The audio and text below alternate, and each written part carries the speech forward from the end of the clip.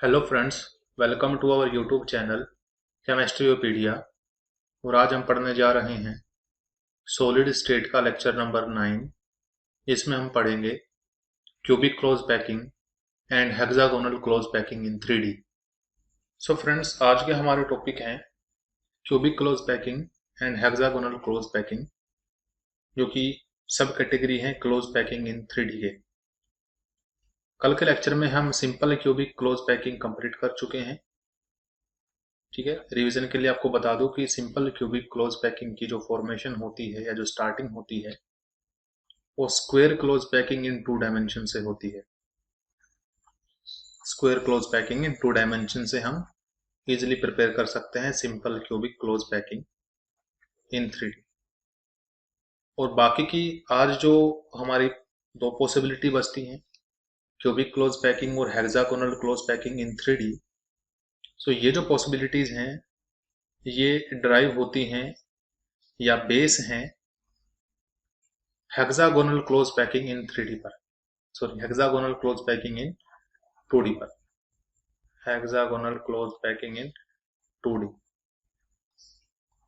तो आज हम इन्हीं के बारे में डिटेल में पढ़ने जा रहे हैं। तो क्योंकि ये दोनों की दोनों ही पॉसिबिलिटीज हेक्सागोनल क्लोज पैकिंग पर बेस हैं, इसलिए पहले हम एक हेक्सागोनल क्लोज पैक स्ट्रक्चर बना लेते हैं 2D का। ओके स्टूडेंट्स, सो फ्रेंड्स, ये हमने एक हेक्सागोनल क्लोज पैक स्ट्रक्चर बना लिया है जो कि 2 डायमेंशन में प्रेजेंट है। और इस लेयर को हम यहां नाम दे रहे हैं layer A. This is layer A. आप यहां पर देख पा रहे हैं कि फर्स्ट लेयर के अंदर हमें दो टाइप के डिप्रेशंस दिखाई देंगे। कुछ डिप्रेशन वो हैं जो बिल्कुल एक सीधी ट्रायंगल के जैसे हैं, जैसे ये डिप्रेशन, ये बिल्कुल एक सीधी ट्रायंगल के जैसे है। इसको हमने ग्रीन कलर से रिप्रेजेंट किया है। ये डिप्रेशन भी सीधी ट्रायंगल के जैसे है। क्लियर है? ये भी बिल्कुल सीधी ट्रायंगल के जैसे हैं। और कुछ डिप्रेशन ऐसे हैं जो उल्टी ट्रायंगल के जैसे हैं, जिसको हम रिप्रेजेंट कर रहे हैं ब्लू कलर से। कुछ डिप्रेशन उल्टी ट्रायंगल के जैसे हैं। क्लियर है? सो हमें जो पार्टिकल्स हैं सेकंड लेयर के, क्योंकि ये जो लेयर है ये हमारी फर्स्ट लेयर है, this is the first layer. अब हमें जो सेकंड लेयर के पार्टिकल्स अरेंज करने हैं वो इन्हीं डिप्रेशंस के अंदर अरेंज करने हैं। या तो हम उनको अरेंज करेंगे ग्रीन डिप्रेशन के अंदर, या तो उनको हमें अरेंज करना पड़ेगा ब्लू डिप्रेशंस के अंदर। लेकिन एक बात आप याद रखिएगा कि साइमल्टेनियसली दोनों ही डिप्रेशंस में पार्टिकल्स को अरेंज नहीं किया जा सकता है। या तो ब्लू कलर के डिप्रेशन ही यूज होंगे या ग्रीन कलर के डिप्रेशन ही यूज होंगे। क्लियर है? सो वो आपका पॉइंट ऑफ व्यू है कि आप किसको पसंद करते हो। आप ग्रीन कलर डिप्रेशन को रिप्रेजेंट करते हो, चूज करते हो सेकेंड लेयर के पार्टिकल्स को अरेंज करने के लिए, या फिर आप ब्लू कलर के डिप्रेशंस का इस्तेमाल करते हैं सेकेंड लेयर के पार्टिकल्स का अरेंजमेंट करने के लिए। लेकिन दोनों एक साथ अरेंज नहीं किए जा सकते हैं। So either blue void or blue depressions are used or green depressions are used for the placement of particle of second layer। Clear है?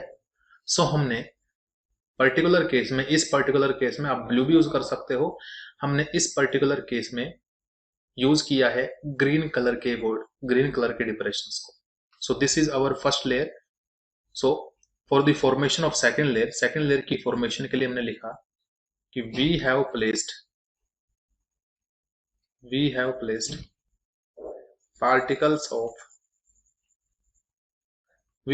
particles of second layer in green depressions। हमने उनको green depressions के अंदर arrange किया। और green depressions के अंदर arrange करने के बाद जो हमारे पास स्ट्रक्चर आया वो देख लेते हैं एक बार कि वो स्ट्रक्चर किस टाइप का होगा। क्लियर है फ्रेंड्स? सो फ्रेंड्स, ये हमने ग्रीन कलर के डिप्रेशंस में हमने अरेंज कर दिया है सेकंड लेयर के पार्टिकल्स को। अगर आपको याद हो तो ग्रीन कलर डिप्रेशन वो थे जो सीधे ट्रायंगल की तरह थे। तो आपको ये जो सॉलिड लाइन से रिप्रेजेंट किया हुआ है, जो ये हमारी फर्स्ट लेयर है, फर्स्ट लेयर के पार्टिकल्स हैं। और ये थोड़ा जो लाइट रेड कलर से जो रिप्रेजेंट किए गए हैं, ये हमारे सेकंड लेयर के पार्टिकल्स हैं। और जैसा कि आप देख पा रहे हैं कि हमने सेकंड लेयर के पार्टिकल्स को ग्रीन डिप्रेशंस में, ये जो डिप्रेशन थे, ये जो टी जहां लिखा हुआ है, ये जो डिप्रेशन थे, ये डिप्रेशन ग्रीन कलर के डिप्रेशन थे। क्लियर है? तो हमने सेकंड लेयर के पार्टिकल्स को अरेंज कर दिया है ग्रीन कलर के डिप्रेशंस में। आप ग्रीन कलर की बजाय ब्लू कलर भी या ब्लू डिप्रेशंस भी यूज कर सकते हैं। क्लियर है? सो फ्रेंड, अभी तक हमने फर्स्ट लेयर और सेकंड लेयर प्लेस हमने कर चुके हैं हम। लेकिन आपने एक बात देखी कि फर्स्ट लेयर के पार्टिकल्स का जो सेंटर था, वो सेकंड लेयर के पार्टिकल्स के सेंटर के साथ कोइंसाइड नहीं करेगा, एक स्ट्रेट लाइन में वर्टिकली डाउनवर्ड वो प्रेजेंट नहीं है। सो अगर हम फर्स्ट लेयर को रिप्रेजेंट करते हैं ए से, तो हमें सेकंड लेयर को रिप्रेजेंट करना पड़ेगा बी से या सी से, यानी ए के अलावा हम कोई भी लेटर यूज कर सकते हैं। सो लिखेंगे since particles of second layer since particles of second layer are not in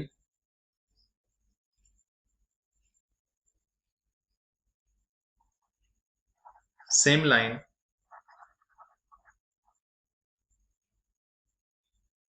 to particles of first layer, कि सेकंड लेयर के जो पार्टिकल्स हैं वो पहले लेयर के पार्टिकल्स के सेम लाइन में नहीं है, उनके सेंटर एक सेम लाइन में लाई नहीं करते हैं। So if we name first layer as A, then second layer will be B. So अगर हमने फर्स्ट लेयर को, यानी जो डार्क कलर से रिप्रेजेंट किया है, अगर उसको हम लेयर ए का नाम रखेंगे, तो हम जो लाइट कलर से रिप्रेजेंट किए गए हैं सेकंड लेयर के पार्टिकल, उस लेयर को हम बोलेंगे लेयर बी। सो अभी तक हमने दो लेयर रख चुके हैं, दो लेयर्स हमने रख ली हैं। अब बात आती है थर्ड लेयर की। लेकिन थर्ड लेयर को रखने के लिए भी हमारे पास दो पॉसिबिलिटी हैं। एक पॉसिबिलिटी वो है जो आपको यहाँ टी की फॉर्म में दिखाई दे रही है, ये जो टी की फॉर्म में दिखाई दे रही है। अगर आप ध्यान से देखें तो ये जो टी कलर से जिस डिप्रेशन को हमने रिप्रेजेंट किया है, ये डिप्रेशन चार पार्टिकल्स द्वारा सराउंडेड है। एक पार्टिकल जो ये डार्क कलर से रिप्रेजेंट किया गया है, और तीन पार्टिकल वो, फर्स्ट पार्टिकल ये जो लाइट वाला है, सेकंड पार्टिकल ये जो लाइट वाला है, और थर्ड पार्टिकल ये जो लाइट कलर से रिप्रेजेंट किया गया है। सो जो ग्रीन जो डिप्रेशन है, ये एक्चुअली फोर पार्टिकल्स द्वारा सराउंडेड है। एक पार्टिकल फर्स्ट लेयर का है जिसको टिक से रिप्रेजेंट किया गया है, और बाकी तीन पार्टिकल हैं जो सेकंड लेयर के हैं। सो चार पार्टिकल से सराउंडेड इस डिप्रेशन को हम यहां नाम देते हैं टी। थोड़ी देर के बाद हम समझेंगे कि टी का मीनिंग क्या होता है। टी का मीनिंग यहां पर होता है टेट्राहेड्रल। टेट्राहेड्रल, यहां टी से मीनिंग है टेट्राहेड्रल। क्लियर है? और एक और पॉसिबिलिटी हमारे पास में है, जहां आपको ये ओ दिखाई दे रहा है, जहां आपको ये ओ दिखाई दे रहा है, एक्चुअली ये जो साइट प्रेजेंट है, ये सिक्स पार्टिकल्स द्वारा सराउंडेड है। इसमें तीन पार्टिकल तो फर्स्ट लेयर के हैं जो कि सॉलिड लाइन से रिप्रेजेंट किए गए हैं। मैं आपको रिप्रेजेंट करके दिखाता हूं। हम ये ले लेते हैं यहां से कि फर्स्ट पार्टिकल तो ये जो कि सॉलिड फॉर्म में है या डार्क लाइन से रिप्रेजेंट किया गया है, सेकंड पार्टिकल ये जो डार्क लाइन से रिप्रेजेंट किया गया है, थर्ड ये जो डार्क लाइन से रिप्रेजेंट किया गया है। सो तीन पार्टिकल तो ये हैं जो फर्स्ट लेयर के हैं। और अगर आप ध्यान से देखें तो तीन पार्टिकल और हैं जो सेकंड लेयर से रिप्रेजेंट किए गए हैं। ये जो सेकंड लेयर का पार्टिकल है जो लाइट कलर से रिप्रेजेंट किया गया है, फिफ्थ पार्टिकल ये भी लाइट कलर से रिप्रेजेंट किया गया है, और सिक्स्थ पार्टिकल ये भी लाइट कलर से रिप्रेजेंट किया गया है। सो एक दो तीन, तीन पार्टिकल हमारे फर्स्ट लेयर के हैं और तीन पार्टिकल हमारे सेकंड लेयर के हैं। सो ये जो स्पेस है, ये जो यहाँ पर एरिया है, ये एरिया सिक्स पार्टिकल्स द्वारा सराउंड किया गया है। इसको हम रिप्रेजेंट कर रहे हैं यहाँ ओ, जिस ओ का मीनिंग आगे चलकर हम पढ़ेंगे वो होगा ऑक्टाहेड्रल।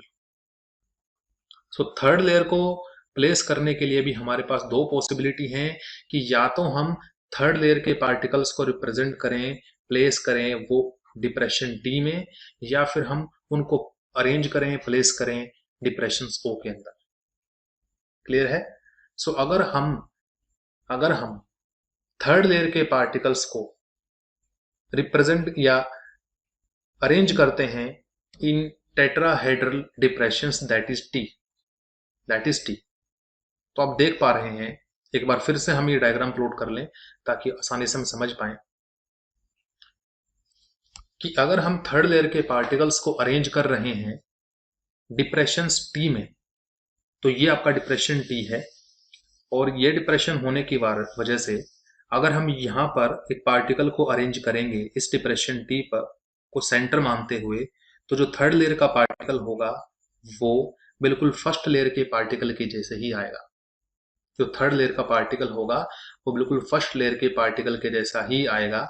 ये जो ये आपको ये जो ब्लू कलर से जो पार्टिकल दिखाई दे रहा है, ये थर्ड लेयर का पार्टिकल है जो हमने रखा है इन टी डिप्रेशन पर। सो टी डिप्रेशन पर अगर हम पार्टिकल्स को अरेंज करते हैं, अगर हम इन डिप्रेशन टी पर पार्टिकल्स को अरेंज करते हैं, तो ये जो अरेंजमेंट है इससे हमें पहली लेयर अगर हमारे पास ए थी, दूसरी लेयर अगर हमारे पास बी थी, सो ये जो थर्ड लेयर आती है इसका पार्टिकल बिल्कुल सेम है फर्स्ट लेयर के पार्टिकल के जैसे। तो थर्ड लेयर हमारे पास आएगी ए और फोर्थ लेयर हमारे पास आएगी बी। कब? कि if we place the particles of third layer on depression T, that is. So एक बार हम लिख लेते हैं, राइट डाउन कर लेते हैं कि ऐसा कैसे हुआ है, ऐसा कब हुआ है। ऐसा तब हुआ है जब हमने प्लेस किया है थर्ड लेयर के पार्टिकल्स को। If we place particles of third layer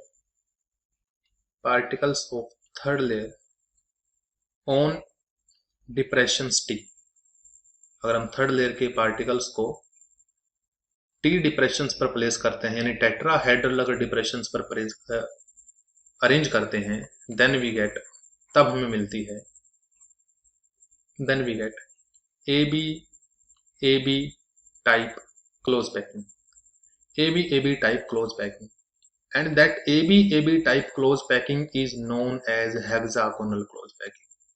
इसी AB टाइप की पैकिंग को हम हेक्सागोनल क्लोज पैकिंग बोलते हैं। that packing is known as, इसी पैकिंग को हम कहते हैं hexagonal close packing in 3D। Hexagonal close packing in 3D, इसी को हम hexagonal close packing in 3D के नाम से जानते हैं। यही hexagonal close packing in 3D, इसको आप HCP कहते हैं, हेक्सागोनल क्लोज पैकिंग। क्लियर है?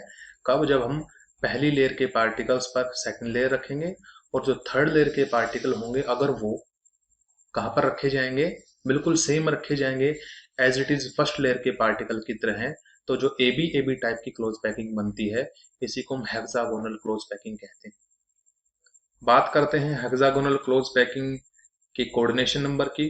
So coordination number of HCP, ठीक है, तो बता दूं आपको डायरेक्टली कि हेक्सागोनल क्लोज पैकिंग का जो कोऑर्डिनेशन नंबर होता है वो 12 होता है। ये 12 कैसे आया, इसको स्टडी करने के लिए हम इसका एक 3 डायमेंशनल डायग्राम देखते हैं। सो फ्रेंड्स, ये hexagonal close packing in 3D का एक डायग्राम है जो कि 3D में प्रेजेंट है। अगर आप समझ पा रहे हैं तो ये हमारी लेयर 1 है, ये लेयर हमारी बी, ये फिर ए, ये फिर बी। अगर आप ए लेयर के किसी भी एक पार्टिकल को कंसीडर करते हैं, वो पार्टिकल जो बिल्कुल सेंटर पर प्रेजेंट होगा। तो यहाँ पर आपको सिर्फ और सिर्फ ये 4 पार्टिकल दिखाई दे रहे हैं, जबकि हमें पता है कि हेक्सागोनल क्लोज पैकिंग के अंदर एक हेक्सागन की फॉर्मेशन होती है, बीच में एक पार्टिकल लाई करता है और उसके 6 तरफ पार्टिकल्स अरेंज होकर के एक हेक्सागन की फॉर्मेशन करते हैं। ये हम स्टडी कर चुके हैं hexagonal close packing in 2D के अंदर। कुछ इस टाइप से हम कह सकते हैं कि कंबाइन होकर के क्या फॉर्म करते हैं, हेक्सागन की फॉर्मेशन करते हैं। क्लियर है? इस तरह से हम देख चुके हैं। सो इसी टाइप से ये जो लेयर ए होगी हमारे पास में, इसके भी सेंटर पे कुछ इसी टाइप का एक पार्टिकल प्रेजेंट होगा जिसके 6 तरफ 6 एटम्स प्रेजेंट होंगे। सो लेयर ए में अगर हम सेंट्रल एटम को कंसिडर करते हैं तो ए लेयर के अंदर ही 6 पार्टिकल ऐसे हैं जो उसके साथ डायरेक्टली टच में हैं। सो 6 पार्टिकल तो हमारे ए लेयर के अंदर ही उसका कोऑर्डिनेशन नंबर कंस्टिट्यूट करेंगे। 3 पार्टिकल आपको दिखाई दे रहे हैं लेयर बी में ऊपर की तरफ, और 3 लेयर आपको दिखाई दे रहे हैं लेयर बी में नीचे की तरफ। सो 6 पार्टिकल लेयर ए के अंदर, 3 पार्टिकल अपर बी के और 3 पार्टिकल लोअर बी के मिल करके कंस्टिट्यूट करते हैं coordination number of 12 for hexagonal close packing. So इस टाइप से हम इजीली कैलकुलेट कर सकते हैं कि हेक्सागोनल क्लोज पैक स्ट्रक्चर की जो कोऑर्डिनेशन नंबर की वैल्यू है वो 12 आती है। Clear students? नेक्स्ट स्टडी करेंगे cubic close packing in 3D। ठीक है, तो चलिए स्टार्ट करते हैं cubic close packing in 3D। So heading डालते हैं, अब हमें स्टडी करना है cubic close packing in 3D।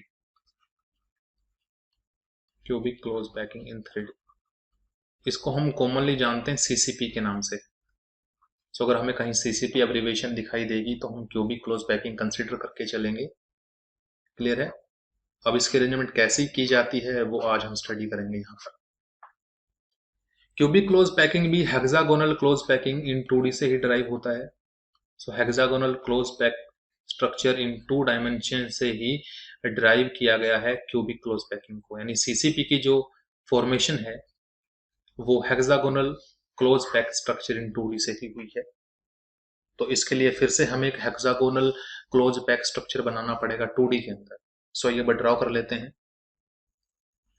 So friends, ये हमने एक हेक्सागोनल क्लोज पैक स्ट्रक्चर को ड्रॉ कर लिया है, जिसमें अभी तक हम 2 लेयर्स अरेंज कर चुके हैं। पहली लेयर जिसको रिप्रेजेंट किया गया है डार्क लाइन से, यहाँ पर हम उसको रिप्रेजेंट करेंगे ग्रीन कलर से, layer A.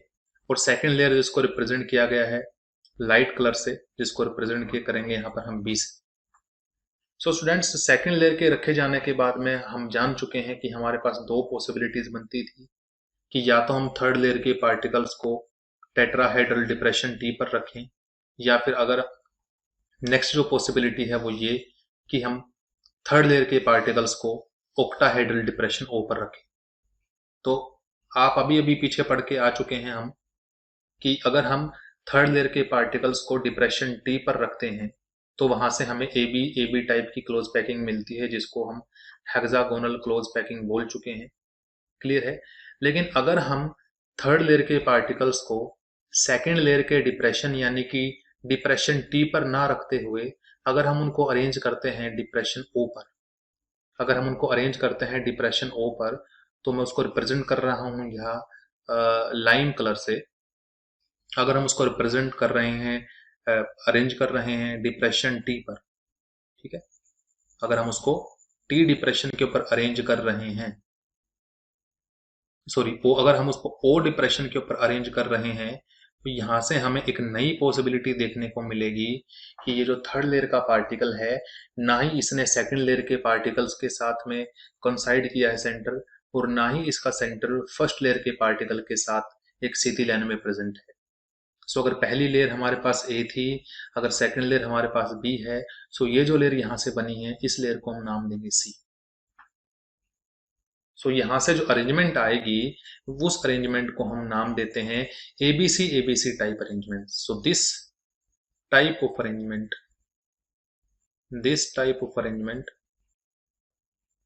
in which particles are arranged, in which particles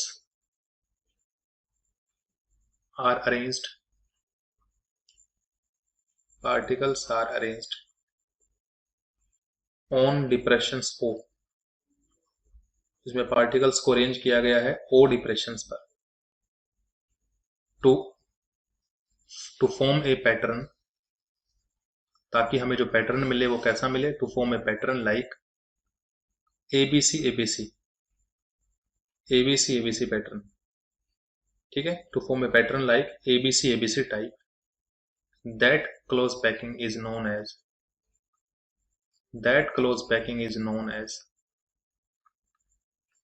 CCP. Cubic close packing is known as cubic close packing in 3D.